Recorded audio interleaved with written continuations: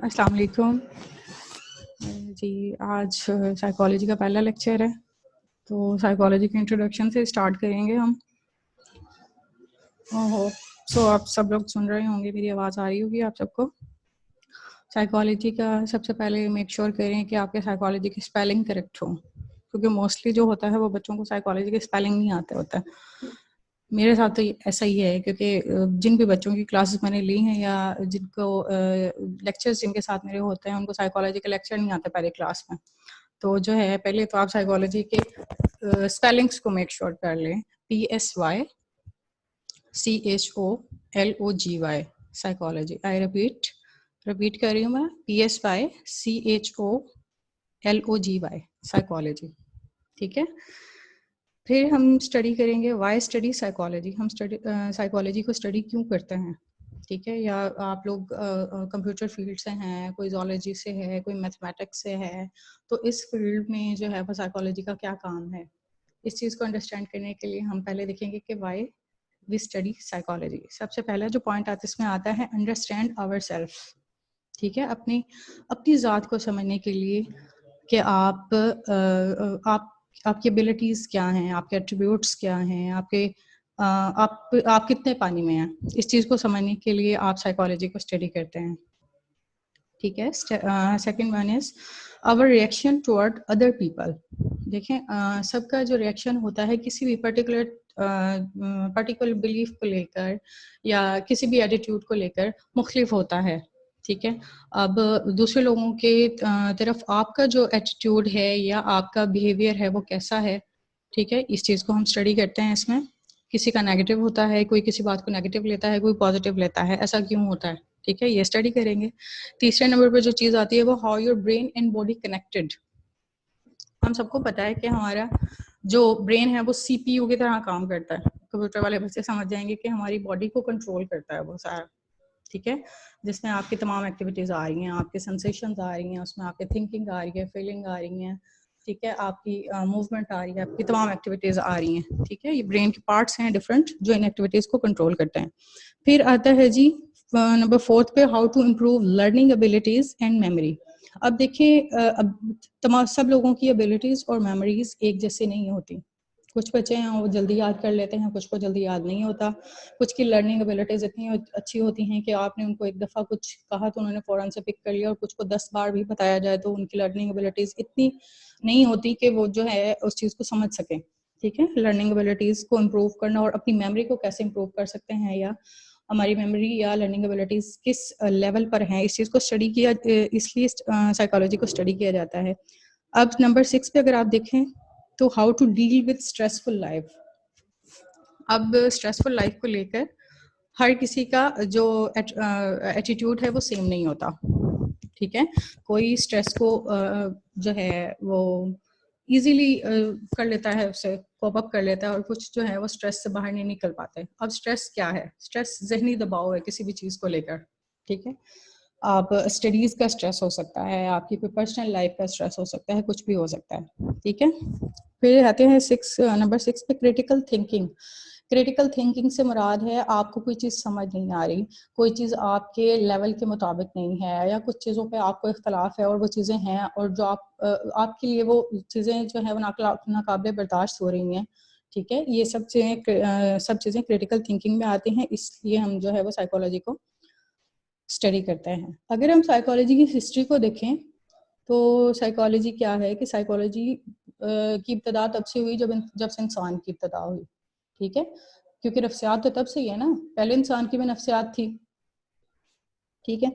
तो मुख्तलिफ इराज में जो है वो साइकोलॉजी को मुख्तलिफ तरीके से लिया गया। सबसे पहले तो इसको ये कोई अलग सब्जेक्ट नहीं था, इसको फ़िलासफ़ी के साथ पढ़ा जाता था। फ़िलासफ़ी आपको पता है ये वो एक अलग सब्जेक्ट है, उसकी एक ब्रांच के तौर पे साइकोलॉजी को पढ़ा जाता था, जिस पे डिफरेंट तरीके से साइकोलॉजी को लिया जाता था कि ये स्टडी ऑफ सोल है, कि ये किसी रूह की स्टडी है, या स्टडी ऑफ माइंड है। फिर ये भी नहीं पता था कि माइंड क्या है और माइंड और ब्रेन में फ़र्क क्या है, ये सब चीज़ें होती थी। फिर मुख्तलिफ जो थे वो कॉन्सेप्ट्स आते गए, डिफरेंट आप कह लें स्कॉलर्स के, उन्होंने अपने अपने तरीके से साइकोलॉजी को डिफाइन किया, सब कुछ हुआ। ठीक है, फिर पहले तो ये था कि साइकोलॉजी कोई प्रॉपर स्टडी नहीं थी, तो लोगों का अगर कोई बिहेवियर चेंज होता था, नेगेटिविटी की तरफ जाता था, तो लोग समझते थे कोई खुदा ना खास्ता कोई जन्नात का साया है या कोई भूत प्रेत है, फिर वो उसके इलाज भी उसी तरीके से हुआ करते थे। फिर अगर हम जिन स्कॉलर्स के जो या रिसर्चर्स के व्यूज एक जैसे थे, ठीक है, उनको एक ग्रुप में डाल दिया गया, जो इनके सेम थे उनको दूसरे ग्रुप में डाल दिया गया, ठीक है। इस तरह से स्कूल ऑफ थॉट्स बने साइकोलॉजी में, ठीक है। स्कूल ऑफ थॉट्स से मतलब मुराद, जैसे कुछ लोग कहते थे 10 लोगों का, अब एग्जांपल के तौर पे ले लें कि 10 लोगों का जो था मानना था कि साइकोलॉजी जो है वो स्टडी ऑफ माइंड है, ठीक है। उनको एक स्कूल ऑफ थॉट दे दिया गया, उनको एक स्कूल ऑफ थॉट का नाम दे दिया गया। कुछ ने कहा ये स्टडी ऑफ सोल है, उनको एक स्कूल ऑफ थॉट में डाल दिया गया, ठीक है। इस तरह से 7 स्कूल ऑफ थॉट्स बने हैं। सबसे पहला स्कूल ऑफ थॉट था फंक्शनलिज्म, फिर उसके जवाब में जो स्कूल ऑफ थॉट बना वो स्ट्रक्चरलिज्म था, फिर साइको एनालिसिस आ गया, फिर बिहेवियरिज्म आ गया, गेस्टॉल्ट आ गया, ह्यूमनिज्म आ गया। इस तरह से मुख्तलिफ स्कूल ऑफ थॉट्स बनते गए, जो फर्दर हम इनको मुख्तलिफ थीरीज में पढ़ेंगे स्कूल ऑफ थॉट्स को, ठीक है। अगर हम साइकोलॉजी की डेफिनेशन के बारे में देखें तो साइकोलॉजी क्या है? Psychology is a scientific study of behaviour and mental process. अब आप सबके माइंड में आएगा कि ये साइंटिफिक स्टडी कैसे है, क्योंकि साइंस हमारे माइंड में सिर्फ यही है कि बायो से रिलेटेड या जो है बायो फील्ड से रिलेटेड अगर कोई चीज़ है तो वो साइंटिफिक स्टडी है, अदरवाइज कोई चीज़ साइंटिफिकली जो है उसको नहीं हम कह सकते कि ये साइंटिफिक स्टडी है। तो साइकोलॉजी को आप साइंटिफिक स्टडी कैसे कहते हैं? साइकोलॉजी साइंटिफिक स्टडी ऐसे है कि इसके अंदर हमने जो है अगर आप कोई रिसर्च कर रहे हैं, कोई स्टडी करते हैं, तो पॉसिबल बायसेस को एलिमिनेट करने के लिए आप जो है इसको साइंटिफिक स्टडी कहते हैं। अब बायसेस क्या हैं? बायसेस हैं पर्सनल जजमेंट, ठीक है, based on belief rather than facts, ठीक है। बायसेस होते हैं, ये फैक्ट्स नहीं होते हैं, हकीकत नहीं होती, ये आपके पर्सनल बिलीफ्स होते हैं। इसकी एग्जांपल ये होगी कि अगर आप किसी लंबे बालों वाले लड़के को देखते हैं तो आपके माइंड में आएगा कि ये कोई म्यूजिशियन हो सकता है, ठीक है। ये एक बिलीफ है, ठीक है, ये फैक्ट नहीं है। अब जरूरी नहीं है कि जो है कोई भी लड़का है अगर किसी उसके लंबे बाल हैं तो वो जो है वो म्यूजिशियन होगा, ऐसा नहीं है। ये आपका बिलीफ हो सकता है, ये फैक्ट नहीं हो सकता, ठीक है। तो ये साइंटिफिक स्टडी ऐसे है क्योंकि हम इसके अंदर अगर कोई रिसर्च करते हैं तो रिसर्च में आप बायसनेस को शामिल नहीं कर सकते, ठीक है। अब मैं आपको बायसनेस बता रही हूँ कि बायसनेस क्या है। बायसनेस कहते हैं आपकी पर्सनल जजमेंट को, ठीक है। पर्सनल जजमेंट के को लेकर आप रिसर्च नहीं कर सकते, आप कुछ स्टडी नहीं कर सकते, ठीक है। होप सो आपको इस चीज की समझ आ गई होगी कि पर्सनल जजमेंट पे आप कोई स्टडी नहीं कर सकते। आपके पर्सनल जजमेंट में आपके बिलीफ्स होते हैं, ठीक है। अब आपका जो बिलीफ है वो जरूरी तो नहीं है ना कि वो आपका जो है वो फैक्ट भी बन जाए, ठीक है, वो हकीकत भी बन जाए या कोई रूल बन जाए, ठीक है। तो इन पॉसिबल बायसेस को एलिमिनेट करने के लिए जो है इसको साइंटिफिक स्टडी कहा जाता है। अब ये जो है इस डेफिनेशन को अगर हम मजीद एलैबोरेट करें तो scientific study of behaviour and mental processes, ठीक है। बिहेवियर्स क्या हैं? बिहेवियर्स में अगर आप देखें तो हमारी पर्सनैलिटी 2 तरह के इसको कह लें आपका स्ट्रक्चर है हमारी पर्सनैलिटी, ठीक है। सबसे पहले आउटवर्ड और second one is covert. Outward में आउटवर्ड बिहेवियर्स को आप एज ए आउटवर्ड लें और मेंटल प्रोसेस को आप कोवर्ट थिंकिंग लें, ठीक है। आउटवर्ड OUITWARD, आउटवर्ड आप यहाँ मेंशन कर दो, outward and covert COVRT, covert, ठीक है। बिहेवियर्स क्या है? बिहेवियर्स आपकी टॉकिंग है, आपकी बातचीत, ठीक है। दूसरे लोगों से आप जो बातचीत करते हैं, आपके फेशियल एक्सप्रेशंस हैं। फेशियल एक्सप्रेशंस क्या होते हैं बेटा? फेशियल एक्सप्रेशन आप गुस्से के एक्सप्रेशन और होते हैं, ठीक है, और आपके जो है आपके अच्छे मूड के एक्सप्रेशंस कुछ और होते हैं। आपके सौरव, अगर आप किसी सौरव में हैं, अगर आप कोई ऐसी क्रिटिकल सिचुएशन में है तो आपके एक्सप्रेशंस कुछ और होंगे, ठीक है। आपकी मूवमेंट, ठीक है, ऐसी वो तमाम चीजें जो दूसरों को भी नजर आ रही हैं, ठीक है, वो आपकी जो है बिहेवियर्स में आता है, आउटवर्ड कहलाता है। अब कोवर्ट की अगर बात की जाए तो कोवर्ट क्या है? Thinking, feeling and remembering. Thinking, हम बात कर रहे हैं मेंटल प्रोसेसेस में कोवर्ट की, ठीक है। मेंटल प्रोसेसेस को आप एज ए कोवर्ट लो, ठीक है, जिसमें आता है आपकी thinking, feelings and remembering. Thinking आप जो सोचते हैं, फीलिंग जो आप महसूस करते हैं, ठीक है, जरूरी नहीं है जो आपकी सोच है वो सबकी हो, ठीक है, सबकी डिफरेंट होती है। फीलिंग, आपकी जो फीलिंग है किसी पर्टिकुलर चीज़ के चीज़ को लेकर या किसी भी चीज़ को किसी भी चीज़ की तरफ, किसी इवेंट की तरफ, ठीक है, वो सबकी नहीं हो सकती।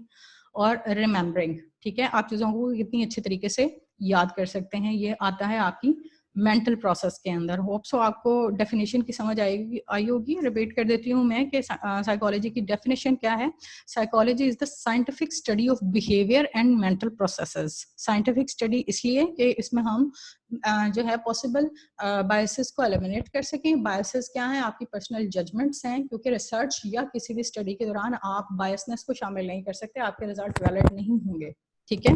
और फिर अगर हम बिहेवियर्स की बात करें तो बिहेवियर में आपका जो है आउटवर्ड बिहेवियर्स में आपकी टॉकिंग, फेशियल एक्सप्रेशंस और मूवमेंट आता है। उसके बाद अगर हम मेंटल प्रोसेस की बात करें तो मेंटल प्रोसेस क्या है, थिंकिंग, फीलिंग एंड रिमेम्बरिंग। अब आप लोगों से मेरा एक सवाल है कि what is the difference between brain and mind. हम ये जो है टर्म्स यूज करते हैं, तुम्हारे माइंड में क्या चल रहा है, तुम्हारा ब्रेन ऐसे, ये ब्रेन और माइंड में क्या फर्क है। आप लोगों ने इसका जवाब जो है वो मुझे देना है, ठीक है। इसके ऊपर आप इसको एज एन असाइनमेंट ले लें कि ये क्या है। इसको आपने जो है वो एक्सप्लेन करना है कि क्या डिफरेंस है माइंड में और ब्रेन में, ठीक है। समझ आया होगा आपको इतना जो है। मैं रिपीट कर देती हूँ लेक्चर को दोबारा। Y study psychology. साइकोलॉजी को हम स्टडी क्यों करते हैं, अंडरस्टैंड आवरसेल्फ, अपने आप को समझने के लिए। Our reaction toward other people, आपका रिएक्शन दूसरे लोगों की तरफ कैसा होता है और क्यों होता है, इस चीज को समझने के लिए। How your brain and body connected, आपका ब्रेन, आपका दिमाग और जो बॉडी है वो कैसे कनेक्टेड है। How to improve learning abilities and memories, आप अपनी लर्निंग एबिलिटीज, किसी भी चीज को सीखने की सलाहियत या अपनी याददाश्त या मेमोरी को कैसे इंप्रूव कर सकते हैं। How to deal with stressful life, अपनी स्ट्रेसफुल लाइफ को से कैसे डील कर सकते हैं। कुछ लोग होते हैं बड़ी आसानी के साथ जो है स्ट्रेसफुल लाइफ, स्ट्रेसफुल सिचुएशन से निकल जाते हैं। कुछ लोग होते हैं वो स्ट्रेसफुल, इतना स्ट्रेस ले लेते हैं कि वो उसी सिचुएशन में फंसे रहते हैं बजाय उसका कोई पॉसिबल हल निकालने के, ठीक है।